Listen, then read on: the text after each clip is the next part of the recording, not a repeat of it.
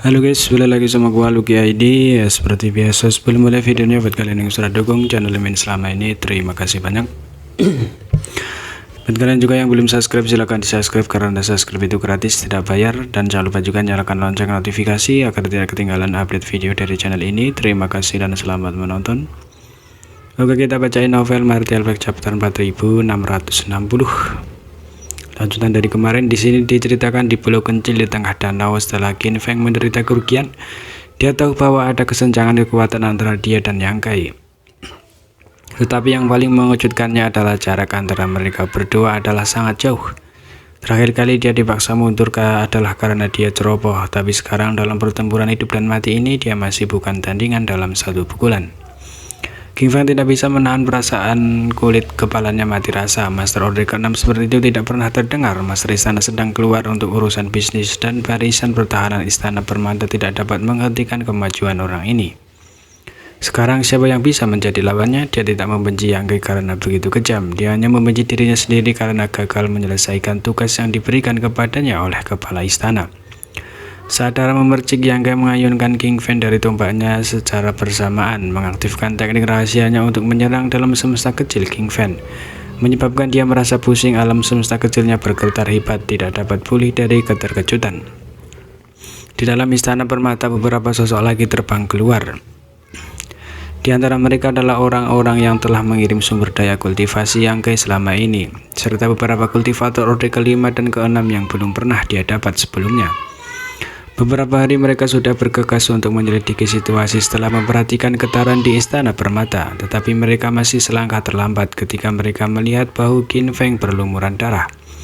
Mereka semua terkejut. Melihat kembali ke Yang Kai yang merupakan pelaku utama, mereka semua terlihat dingin dan membunuh.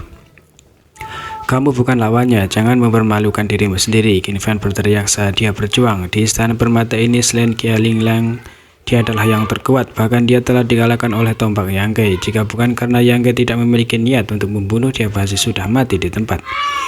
Meskipun teman-teman ini tidak kekurangan Master tahap Open Heaven Orde ke-6, bahkan jika mereka bergabung, mereka masih tidak akan mampu bersaing dengan Yang Kai.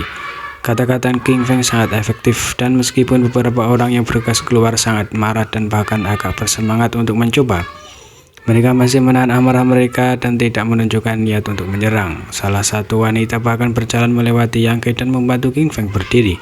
Wajahnya dipenuhi kekhawatiran. Qin Feng melambaikan tangannya menunjukkan bahwa dia baik-baik saja, tetapi getaran alam semesta kecilnya tidak berhenti sejenak. Kekuatan terlihat melewati wilayah semesta kecilnya menyebabkan bumi bergetar. Menyeka darah dari sudut mulutnya, Qin Feng dengan dingin menatap Yang Kai. Jadi bagaimana jika kita bukan lawanmu? Di Istana Permata ini tanpa izin kepala istana, kamu tidak akan bisa melarikan diri. Saya menyerahkan kamu untuk mundur dengan patuh. Jika tidak, ketika kepala istana kembali, kamu tidak akan bisa lolos dari kematian.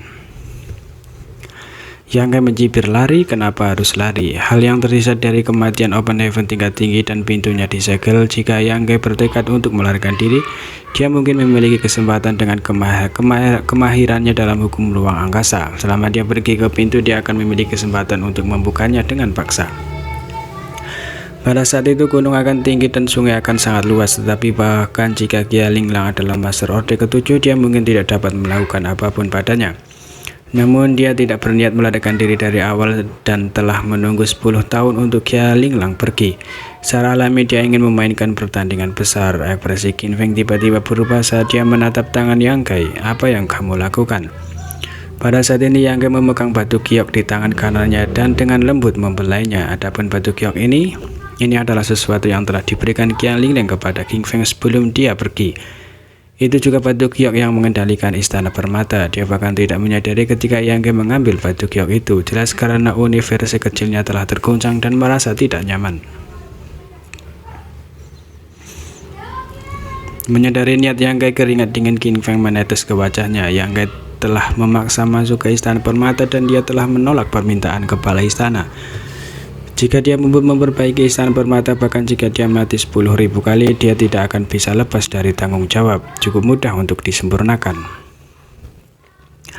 Yang Kai tiba-tiba tersenyum dan melambaikan tangannya, yang menyebabkan Istana Permata sedikit bergetar saat kekuatan tak terlihat menyebar. Qin Feng dan Master Open Heaven Stake lainnya tanpa sadar didorong oleh kekuatan ini, dan ketika mereka mendarat, Mereka sudah berdiri di luar istana permata. Tirai cahaya pelindung yang telah dihancurkan Yang Gai muncul kembali, menghalangi jalan semua orang.